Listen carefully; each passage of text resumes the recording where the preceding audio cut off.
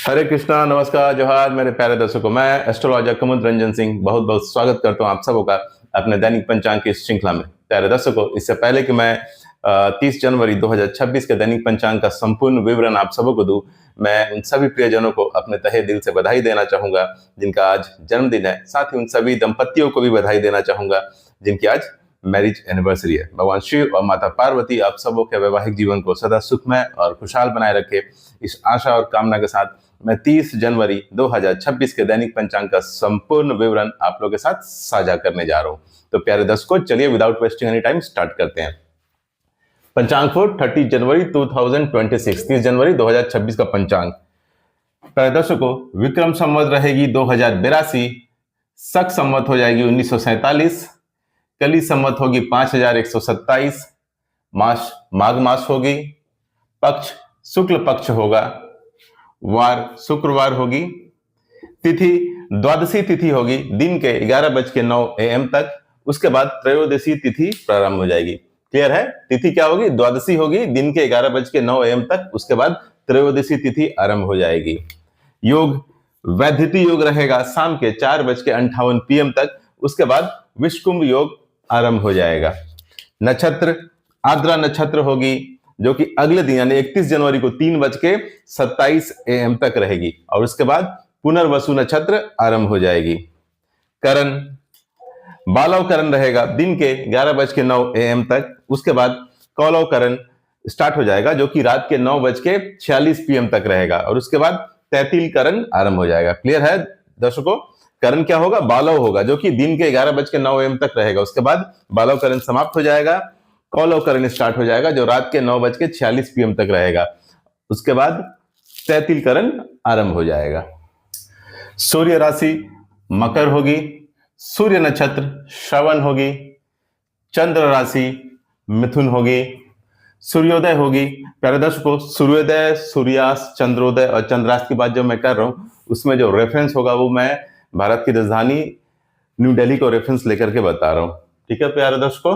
तो सूर्योदय होगा सुबह 7:10 AM पर, सूर्योदय सुबह 7:10 AM पर। सूर्यास्त होगा शाम को 5:59 PM पर। चंद्रोदय होगा दोपहर 3:06 PM पर। चंद्रास्त होगा अगले दिन यानी 31 जनवरी को 5:54 AM पर। ऋतु शिशिर है, आयन उत्तरायण, अभिजीत मुहूर्त। चलिए प्यारे दर्शकों, अब हम शुभ और अशुभ मुहूर्त और काल की चर्चा कर लेते हैं। तो अभिजीत मुहूर्त रहने वाला है दोपहर 12:13 PM से दोपहर 12:56 PM तक। ठीक है प्यारे दर्शकों, मैं इसको एक बार फिर से रिपीट कर दे रहा हूं। अभिजीत मुहूर्त रहने वाला है दोपहर 12:13 PM से दोपहर 12:56 PM तक। अभिजीत मुहूर्त को सर्वश्रेष्ठ मुहूर्त माना जाता है। सभी प्रकार के शुभ और मांगलिक कार्य अभिजीत मुहूर्त में संपन्न किए जा सकते हैं। बस कंडीशन यही है कि अभिजीत मुहूर्त के समय कोई अशुभ काल ना पड़ रहा हो। ठीक है? तो अभिजीत मुहूर्त को सर्वश्रेष्ठ मुहूर्त क्यों माना जाता है? वो इसलिए क्योंकि अभिजीत मुहूर्त में ही भगवान श्री राम का जन्म हुआ था और अभिजीत मुहूर्त में ही भगवान श्री कृष्ण का जन्म हुआ था। इसलिए अभिजीत मुहूर्त सर्वश्रेष्ठ मुहूर्त माना जाता है और इसका समय रहेगा दोपहर 12:13 PM से दोपहर 12:56 PM तक। अमृत काल रहेगा शाम के 6:18 PM से शाम के 6:46 PM तक। अमृत काल को भी पंचांग में अत्यंत शुभ मुहूर्त, शुभ काल माना जाता है। ऐसा माना जाता है कि इस समय जो भी शुभ और मांगलिक कार्य संपन्न किए जाएंगे वो चिरकाल तक शुभ फल प्रदान करेंगे, अमृत के समान फल प्रदान करेंगे। अर्थात दीर्घ काल तक उसका शुभ प्रभाव और शुभ फल मिलेगा। तो अमृत काल के दौरान भी हम क्या कर सकते हैं? सभी प्रकार के शुभ और मांगलिक कार्य संपन्न कर सकते हैं। अर्थात हम अभिजीत मुहूर्त और अमृत काल दोनों में क्या कर सकते हैं? सभी प्रकार के शुभ और मांगलिक कार्य संपन्न कर सकते हैं। जैसे शादी कर सकते हैं, विवाह कर सकते हैं, सगाई कर सकते हैं, अन्नप्राशन संस्कार कर सकते हैं, गृह प्रवेश कर सकते हैं, मुंडन कर सकते हैं, नए वाहन की खरीदारी कर सकते हैं, नए घर की खरीदारी कर सकते हैं, विद्या आरंभ कर सकते हैं। सभी प्रकार के शुभ और मांगलिक कार्य हम अभिजीत मुहूर्त में और अमृत काल में कर सकते हैं। बशर्ते कंडीशन क्या है? कंडीशन यही है कि अभिजीत मुहूर्त और अमृत काल के समय कोई अशुभ काल नहीं पड़ रहा हो, कोई अशुभ मुहूर्त उसके साथ ओवरलैप ना कर रहा हो। ठीक है प्यारे दर्शकों, चलिए अब आगे बढ़ते हैं। सर्वार्थ सिद्धि योग। सर्वार्थ सिद्धि योग होगा अगले दिन यानी 31 जनवरी को 3:27 AM से सुबह 7:10 AM तक। प्यारे दर्शकों, सर्वार्थ सिद्धि योग जैसा कि नाम से ही क्लियर है, जो भी आप कार्य करेंगे सभी प्रकार के कार्यों में सिद्धि प्रदान करने वाला जो योग होता है उसको हम क्या बोलते हैं? सर्वार्थ सिद्धि योग। ये अत्यंत शुभ योग है। सभी प्रकार के शुभ और मांगलिक कार्य संपन्न किए जा सकते हैं सर्वार्थ सिद्धि योग के दौरान, बशर्ते सर्वार्थ सिद्धि योग के दौरान कोई अशुभ काल या अशुभ मुहूर्त उसके साथ ओवरलैप ना कर रहा हो, उसके साथ मैच ना कर रहा हो। ये आपकी कब है? अगले दिन यानी 31 जनवरी को 3:27 AM से सुबह 7:10 AM तक, यानी ब्रह्म मुहूर्त से कुछ पहले का समय। रवि योग, रवि योग को भी पंचांग में एक अत्यंत शुभ योग माना जाता है और सभी प्रकार के शुभ और मांगलिक कार्य रवि योग के दौरान संपन्न किए जा सकते हैं। रवि योग होगा अगले दिन यानी 31 जनवरी को 3:27 AM से सुबह 7:10 AM तक। विजय मुहूर्त, विजय मुहूर्त होगा दोपहर 2:23 PM से दोपहर 3:06 PM तक। प्यारे दर्शकों, विजय मुहूर्त के दौरान आप कोर्ट केस और मुकदमे से संबंधित जो भी कार्रवाई है उसको आगे बढ़ा सकते हैं और सरकारी दस्तावेजों से संबंधित जो कार्य है आप उसको पूर्ण कर सकते हैं। उसके लिए विजय मुहूर्त उपयुक्त माना जाता है। गोधली मुहूर्त, गोधली मुहूर्त होगा शाम के 5:56 PM से शाम के 6:23 PM तक। क्लियर है प्यारे दर्शकों? गोधली मुहूर्त होगा शाम के 5:56 PM से शाम के 6:23 PM तक। गोधली मुहूर्त में आपको भोजन नहीं ग्रहण करना है, घर की साफ सफाई बिल्कुल नहीं करनी है। गोधली मुहूर्त होता है मेनली किस लिए? तो भगवान की पूजा के लिए, आरती के लिए, उसमें भी स्पेशली भगवान शिव की अर्थात महादेव की। निशिता मुहूर्त, निशिता मुहूर्त होगा अगले दिन यानी 31 जनवरी को 12:08 AM से 1:01 AM तक, यानी मध्य रात्रि। ठीक है, निशिता मुहूर्त क्या हो गया? अगले दिन यानी 31 जनवरी को 12:08 AM से 1:01 AM तक, मध्य रात्रि में। तो हिंदू धर्म के अनुसार और मान्यताओं के अनुसार जितने भी रात्रिकालीन पूजा होते हैं, जैसे तंत्र साधना वगैरह होती है, वो सब के लिए निशिता मुहूर्त सबसे उपयुक्त माना जाता है। इसलिए निशिता मुहूर्त क्या होता है? मेनली तांत्रिक साधनाओं के लिए सबसे उपयुक्त माना जाता है। ब्रह्म मुहूर्त, ब्रह्म मुहूर्त होगा प्रातःकाल 5:25 AM से प्रातःकाल 6:18 AM तक। क्लियर है प्यारे दर्शकों? मैं एक बार फिर रिपीट कर दे रहा हूं।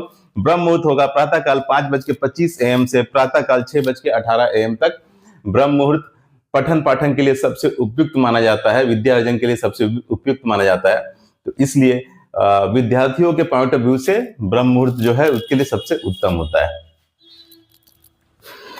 प्यारे दर्शकों, राहु काल, राहु काल रहेगा दिन के 11:14 AM से दोपहर के 12:35 PM तक। ठीक है, राहु काल रहेगा दिन के 11:14 AM से दोपहर के 12:35 PM तक। पंचांग के अनुसार राहु काल को एक बहुत ही ज्यादा अशुभ मुहूर्त और अशुभ काल माना जाता है और सभी प्रकार के शुभ और मांगलिक कार्यों की सख्त मनाही होती है इस काल में। अर्थात कोई भी शुभ और मांगलिक कार्य राहु काल के दौरान नहीं किए जाते। ऐसा माना जाता है कि राहु इंसान के दिमाग को प्रभावित करता है, जिससे कि इंसान के निर्णय लेने की क्षमता प्रभावित हो जाती है, अर्थात वो सही समय पे सही निर्णय ले नहीं पाता। इसी वजह से यही कारण है कि राहु काल के दौरान कोई भी बड़ा डिसीजन मेकिंग भी जो चीज है जिसमें बड़ा डिसीजन लेने की जरूरत है उसको भी अवॉइड किया जाता है।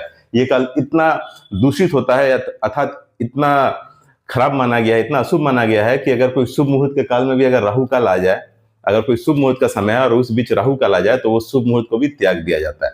तो राहु काल क्या है आपका? दिन के 11:14 AM से दोपहर के 12:35 PM तक रहेगा। दूसरा है दोस्तों गुलिक काल। गुलिक काल सुबह 8:31 AM से दिन के 9:52 AM तक रहेगा। गुलिक काल का प्रभाव मिश्रित होता है, अर्थात ये शुभ भी हो सकता है और अशुभ भी हो सकता है। ये डिपेंड करता है कि आप किस प्रकार का कार्य कर रहे हैं। अगर आप कोई ऐसा कार्य कर रहे हैं जिसके रिपीट होने से, दोहराने से आपको फायदा हो सकता है तो ये गुलिक काल आपके लिए शुभ साबित होगा। लेकिन अगर आप कोई ऐसा कार्य कर रहे हैं जिसके रिपीट होने या दोहराने से आपको हानि हो सकती है, क्षति हो सकती है, तो यही गुलिक काल आपके लिए अशुभ साबित हो जाएगा। गुलिक काल का मतलब ही होता है कि जो भी काम आप गुलिक काल में कर रहे हैं वो दोबारा होगा, था तो रिपीट होगा। तो गुलिक काल में कुछ काम है जो आप कर सकते हैं, जैसे धन संग्रह कर सकते हैं, प्रॉपर्टी खरीद सकते हैं, नई गाड़ी खरीद सकते हैं, क्योंकि वो अगर 2 बार 3 बार होगा तो कहीं ना कहीं वो तो आपके लिए अच्छा ही है। लेकिन गुलिक काल में कुछ कार्य है जिसकी सख्त मनाही होती है। जैसे गुलिक काल में आप दाह संस्कार वाले काम अर्थात मृत्यु से संबंधित संस्कार वाले काम बिल्कुल ना करें, शादी ना करें, सगाई ना करें। ठीक है, ये सभी कार्य जो है गुलिक काल में स्ट्रिक्टली प्रोहिबिटेड है, अर्थात नहीं करना है। यमगंड, यमगंड होगा दोपहर के 3:17 PM से शाम के 4:38 PM तक। यमगंड का समय क्या है? दोपहर के 3:17 PM से शाम के 4:38 PM तक। यमगंड के दौरान सभी प्रकार के शुभ और मांगलिक कार्य थम जाते हैं, रोक दिया जाता है। क्यों? क्योंकि यह यमराज का समय है और यमगण के समय सिर्फ और सिर्फ मृत्यु से संबंधित संस्कार ही किए जा सकते हैं, दाह संस्कार वाले काम ही किए जा सकते हैं। दुमुहूर्त होगा दिन के 9:20 AM से दिन के 10:03 AM तक, उसके बाद दोपहर के 12:56 PM से दोपहर के 1:39 PM तक। दुमुहूर्त का मतलब होता है कि जब दो अशुभ मुहूर्त एक साथ पड़ते हैं तो उसको दुमुहूर्त बोलते हैं और दुमुहूर्त को अशुभ माना गया है पंचांग में और सभी प्रकार के शुभ और मांगलिक कार्यों को परहेज किया जाता है दुमुहूर्त के दौरान, अर्थात नहीं संपन्न किया जाता है। तो क्यों ऐसा मान्यता, क्यों ऐसा इसलिए मानता है क्योंकि दुमुहूर्त के दौरान अगर आप कोई कार्य करेंगे तो उसमें बार बार रुकावटें आएगी, बाधाएं आएगी, ठीक है, वो काम स्मूथली संपन्न हो नहीं पाएगा। इसीलिए दुमुहूर्त के दौरान सभी प्रकार के शुभ और मांगलिक कार्य जो होते हैं वो बिल्कुल रोक दिए जाते हैं। वर्ज्य मुहूर्त होगा दोपहर के 1:10 PM से दोपहर के 2:38 PM तक। वर्ज्य जैसा कि नाम से ही क्लियर है कि इस काल में, इस मुहूर्त में सभी प्रकार के शुभ और मांगलिक कार्य बिल्कुल वर्जित हैं। दिशाशूल, प्यारे दर्शकों, दिशाशूल रहेगी पश्चिम, अर्थात किसी विशेष प्रयोजन के लिए 30 जनवरी 2026 को आपको पश्चिम दिशा की ओर यात्रा को अवॉइड करना है।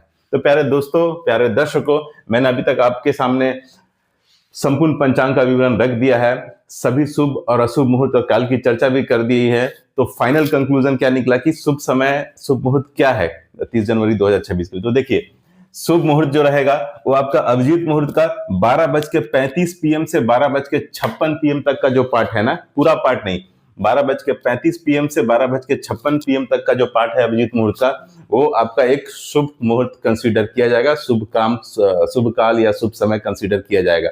उससे पहले का जो समय है अभिजीत मुहूर्त का, वो कहीं ना कहीं अशुभ कालों से दूषित है, ठीक है, उसमें राहु काल आ रहा होगा, ठीक है। तो इसलिए जो पार्ट आपका शुभ मुहूर्त का अशुभ काल से दूषित होता है उसको छोड़ दिया जाता है, उसके बाद जो पार्ट बचा रहता है उसको हम लोग क्या करते हैं, शुभ मुहूर्त या शुभ समय के लिए उपयोग करते हैं। तो अभिजीत मुहूर्त का 12:35 PM से 12:56 PM तक का जो समय, जो हिस्सा है, वही आपका शुभ है, उससे पहले का हिस्सा आपका पूर्णतः शुभ नहीं माना जाएगा। और दूसरा दोस्तों, अमृत काल 6:18 PM से 7:46 PM तक का जो समय है वो शुभ माना जाएगा। तो यही दो शुभ काल, शुभ मुहूर्त या शुभ समय, आपको जो बोलना है आप बोल सकते हैं। यही दो समय है जिसमें आप कोई शुभ और मांगलिक कार्य को संपन्न कर सकते हैं, उसके अलावा और कोई समय है नहीं।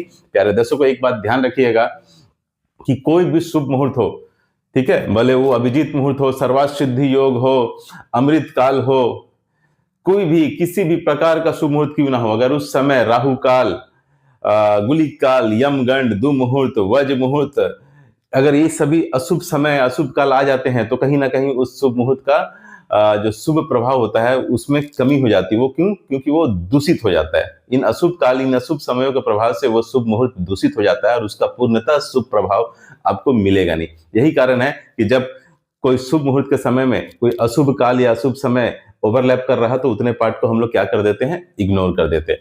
तो प्यारे दर्शकों, मैंने आपको बता दिया कल का शुभ मुहूर्त समय क्या रहेगा। अभिजीत मुहूर्त का 12:35 PM से 12:56 PM तक का पार्ट और अमृत काल 6:18 PM से 7:46 PM तक का जो समय है वो शुभ है और सभी प्रकार के शुभ और मांगलिक कार्य इसमें आप संपन्न कर सकते हो।